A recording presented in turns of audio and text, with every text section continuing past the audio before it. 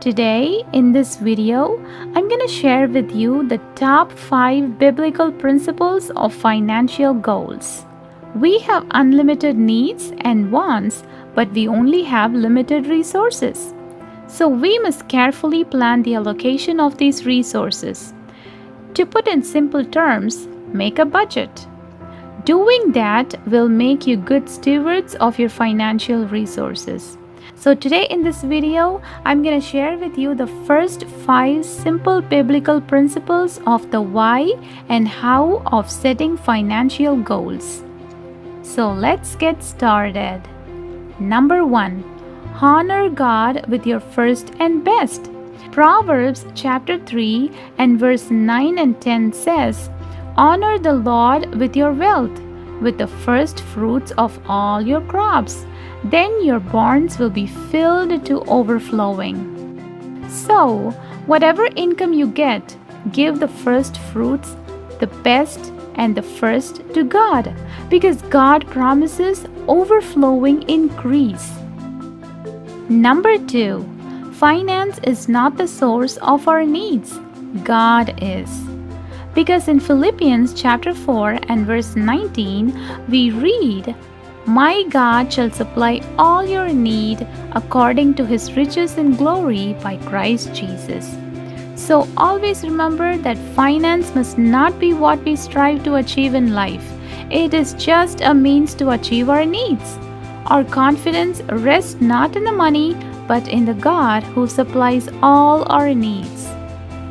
Number 3. Don't worry about the future, but plan for it.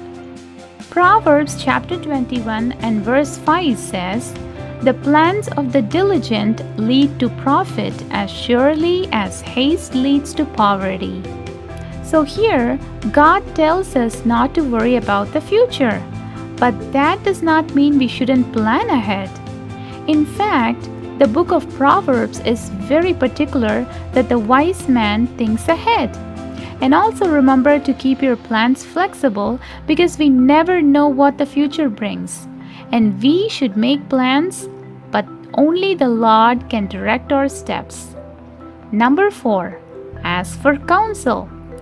In Proverbs chapter 11 and verse 14, we read that where there is no guidance, people fail. But in an abundance of counselors, there is safety. So, before you start working on your financial goals and budgets, always ask for wise counsel if you want your plans to success. Even Solomon, the wisest king on earth, had counselors in his court. Number 5. Do not be greedy. Hebrews chapter 13 and verse 5 says, "Be content with such things as you have. For he had said, I will never leave you nor forsake you." Here God tells us to be content with what we have.